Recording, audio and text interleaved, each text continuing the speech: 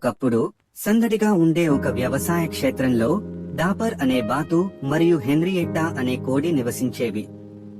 Dapper ననుపుగా, అందంగా ఉండేవాడు. మెరిసే ఆకుపచ్చ ఈకలతో చెరువుపై తేలికగా జారుకునే నైపుణ్యం కలవాడు. హెన్రియెట్టా మరోవైపు లావుగా, గోధుమ రంగులో ఉండేది. ఆమె ఈకలు చిందరవందరగా మరియు నడక కొంచెం తడబడుతూ ఉండేది. డాపర్ తన ఈకలను చక్కగా దువ్వుకుంటూ తన ఈత నైపుణ్యాలను ప్రదర్శిస్తూ రోజులు గడిపేవాడు. అతను బిగ్గరగా క్వాక్ చేస్తూ ఇతర వ్యవసాయ జంతువుల దృష్టిని ఆకర్షించేవాడు మరియు తరచుగా హెన్రియెట్టాను ఈత కొట్టలేనందుకు ఆట పట్టించేవాడు.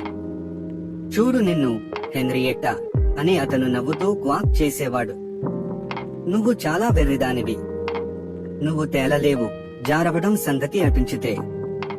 డాపర్ యొక్క ఎగతాళి మాటలు తనను బాధ పెట్టినప్పటికీ హెన్రియెట్టా వాటిని పట్టించుకోకూడదని ప్రయత్నించేది, కానీ అవి ఆమెను నొప్పించేవి. డాపర్ లాగా తాను కూడా అందంగా ఉండాలని, తన కాళ్ల మధ్య చల్లటి నీటిని అనుభూతి చెందాలని ఆమె కోరుకునేది. ఆమె ఒకసారి చెరువులోకి నడవడానికి కూడా ప్రయత్నించింది, కానీ వెంటనే రాయిలా మునిగిపోయింది. దయగల పందిచే రక్షించబడవలసి వచ్చింది. ఒకరోజు భయంకరమైన తుఫాను వ్యవసాయ క్షేత్రంపై విరుచుకుపడింది. గాలి భయంకరంగా వీచింది. వర్షం కుండపోతగా కురిసింది మరియు చెరువు పొంగి వ్యవసాయ క్షేత్రాన్ని ముంచెత్తింది. జంతువులు భయపడి ఎత్తైన ప్రదేశం కోసం పరుగులు తీశాయి. డాపర్ తన ఈత సామర్థ్యాలపై నమ్మకంతో ఉగ్రమైన నీటిలోకి వెళ్లాడు, కానీ బలమైన ప్రవాహాలు అతన్ని త్వరగా ముంచెత్తాయి. అతను భయంతో క్వాక్ చేస్తూ తేలి ఉండటానికి కష్టపడ్డాడు. నీటి భయం ఉన్నప్పటికీ హెన్రియెట్టా డాపర్ను ప్రమాదంలో చూసింది. తన సొంత ఈత ప్రయత్నం విఫలమైన విషయాన్ని గుర్తు చేసుకుని అతను నీటి ప్రవాహంలోకి వెళ్లలేనని ఆమెకు తెలుసు.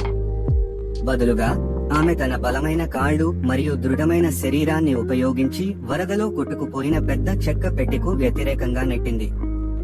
తన శక్తితో ఆమె డాపర్ వైపు పెట్టెను నెట్టివేసింది, తాత్కాలిక తెప్పను సృష్టించింది. డాపర్ అలసిపోయి భయపడి ఎలాగోలా పెట్టెపైకి ఎక్కాడు.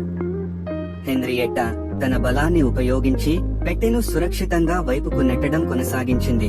వరద నీటిలో అతన్ని నడిపించింది. చివరకు వారు ఇద్దరూ కుదుపుతో సురక్షితమైన భూమిని చేరుకున్నారు. డాపర్ అనుభవం ద్వారా వినయంగా హెన్రియెట్టాను కొత్త గౌరవంతో చూశాడు. హెన్రియెట్టా, అతను అన్నాడు, నేను నిన్ను తప్పుగా అర్థం చేసుకున్నాను. నువ్వు నా ప్రాణం కాపాడావు. నేను ఎప్పుడూ నిన్ను ఈత కొట్టలేవని ఎగతాళి చేసేవాడిని, కాని నీ బలం మరియు సంకల్పం నన్ను రక్షించాయి. హెన్రియెట్టా నవ్వింది. డాపర్ ఆమె సమాధానం చెప్పింది, మనం వేరు.